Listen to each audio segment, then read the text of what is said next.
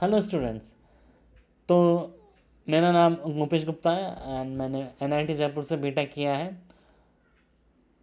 और मैं पिछले 15 साल से ऑलमोस्ट सारे कोचिंग जिनका आपने नाम सुना होगा उन सब में मैं पढ़ा चुका हूँ। और काफ़ी अंडर 100 रैंक, अंडर 500 में प्रोड्यूस कर चुका हूँ। इवन टॉप 10 में, 9th रैंक में, AIR 9 में, JEE एडवांस में प्रोड्यूस कर चुका हूँ। तो आज के टॉपिक का क्या पॉइंट है? तो आज का टॉपिक है कि करियर ओरिएंटेशन क्या होना चाहिए। मैं अपने काफ़ी एक्सपीरियंस है ये बात सामने रख रहा हूँ कि मैंने जर्नली अपने क्लास में दो तरह के स्टूडेंट्स को कैटर किया है। एक स्टूडेंट जिनको इस प्रोसेस में बहुत एंजॉय कर रहे हैं, जो जैसे कुछ स्टूडेंट्स जो कि फिजिक्स केमिस्ट्री मैथ, जिसका इंजीनियरिंग का कोई बेसिक हो भी सकता है और नहीं भी हो सकता।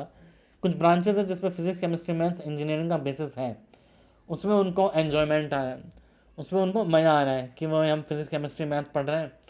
लेकिन कुछ ऐसे स्टूडेंट्स हैं कि जो इंजीनियरिंग में इंटरेस्ट है पर फिजिक्स केमिस्ट्री मैथ उनको स्पेसिफिकली कुछ सब्जेक्ट, जैसे मैं केमिस्ट्री की बात करूँ, मैं केमिस्ट्री पढ़ाता हूँ, तो इंजीनियरिंग बैकग्राउंड के स्टूडेंट्स को केमिस्ट्री लगता है सर ये कहाँ यूज़ आएंगे हमारे। और मैंने केमिकल इंजीनियरिंग पढ़ी है, तो उसमें केमिस्ट्री यूज़ नहीं आती, फिजिक्स और मैथ ही यूज़ आती है। अब जो ट्रेंड चल रहा है आजकल की कंप्यूटर साइंस, इसमें मैथ यूज़ आती है, फिजिक्स भी यूज़ नहीं आती। तो मैं स्टूडेंट्स को दो कैटेगरी में डिवाइड करूँगा। ए कैटेगरी और बी कैटेगरी। ए कैटेगरी के वो स्टूडेंट्स जिनको आप जो भी पढ़ाओ वो इजीली उस प्रोसेस को एंजॉय करते हैं और चलता जाता है, रिजल्ट आता जाता है, पता नहीं चलता। और दूसरे स्टूडेंट जिनको रिजल्ट ओरिएंटेशन चाहिए थोड़ा, तो सारे एक ही तरह के स्टूडेंट्स तो होते नहीं है। तो दूसरे तरह के स्टूडेंट्स जिनको चाहिए हम कंप्यूटर साइंस पढ़ें, हम कोडिंग करें, हम गेम बनाएं, हम वेबसाइट बनाएं, हम डेटा साइंस पढ़ें, हम टेक्निकल नॉलेज की तरफ जाएं। क्यों हम physics chemistry math, specifically chemistry और फिजिक्स, क्यों हम इस पे ज़्यादा टाइम ज़ाया कर रहे हैं?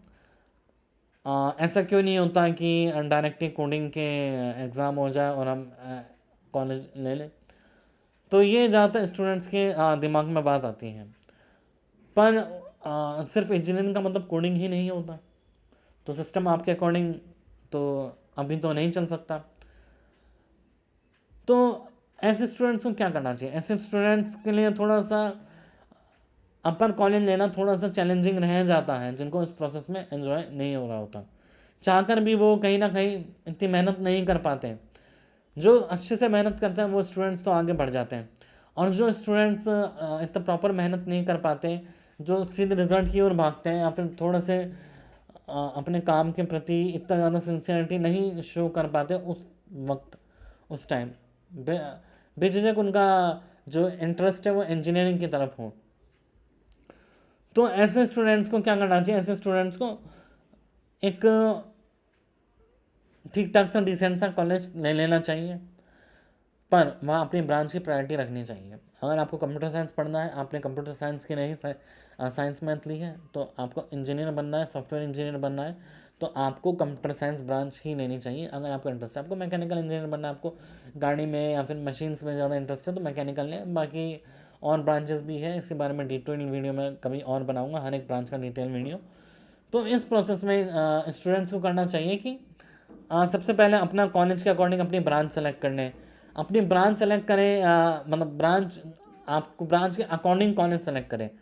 उसके बाद अगर फिर भी आपको थोड़ा अनक्लियर होता है, तो मैं आपको सबसे अच्छा सजेशन दूंगा कि आप फर्स्ट ईयर से, अगर आपका जो रुझान है वो कंप्यूटर साइंस की तरफ है, कोई भी लैंग्वेज पकड़ लें, जावा, C++, सी, पाइथन। फर्स्ट ईयर में इस लैंग्वेज में कमांड करें, जो कि आजकल करिकुलम का भी पार्ट हो गया है। माना कि आप इतने स्टूडेंट में नहीं है कि आप एकदम A ग्रेड ला पाए या फिर 90% क्रॉस कर पाए, अगर कॉलेज की परसेंटेज की बात करें, फिर भी आप अपने स्किल्स पे काम करें। जो आपकी फर्स्ट ईयर में जो आपने लैंग्वेज सीखी उसकी स्किल्स पे काम करें। उसके बाद मैंने कई ऐसे स्टूडेंट्स को देखा है जो भाई JEE मेंस में अगर रैंक की बात करूँ तो 7 लाख 8 लाख रैंक तक पहुँचे, और 10 साल बाद they have earn as a job 16 lakh per annum. क्या आपको यकीन होगा? 16 लाख 17 लाख तक पहुँचे हैं 10 साल के अंदर।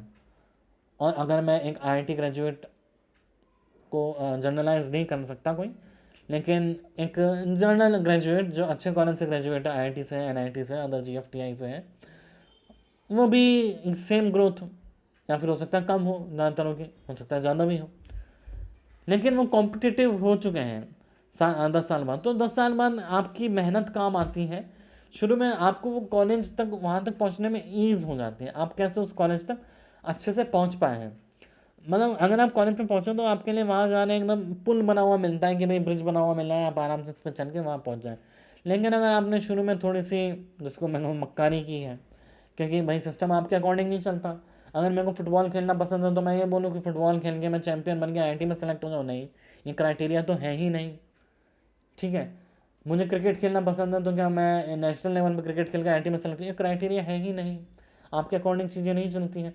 जो आईआईटी ने जो क्राइटेरिया दिया अपने एडमिशन का, वो क्राइटेरिया है। तो अगर कोई ब्रिज के माइक्रोसॉफ्ट गूगल की जॉब पे चढ़ा तो दूसरा भी जा सकता है, पर उसको स्विमिंग करके जाना पड़ेगा, उसके लिए ब्रिज अभी रेडी नहीं है, मतलब उसको मेहनत ज़्यादा करनी पड़ेगी।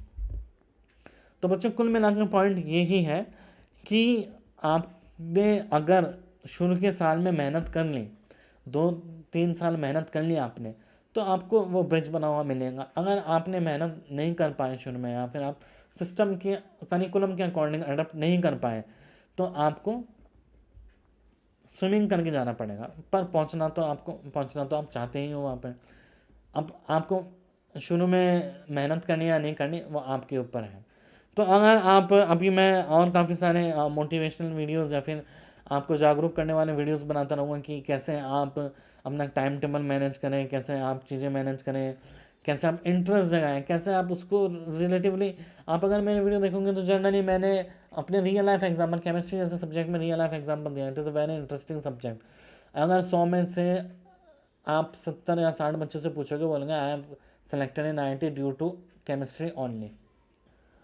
तो बच्चों इसका बहुत ज़्यादा महत्व है। आप अब मेरे वीडियोस को सर्च करें, उसको पढ़ें, आप डिमांड करें कि सर इस पे वीडियो बनाएं, मैं उस पे वीडियो बनाऊंगा।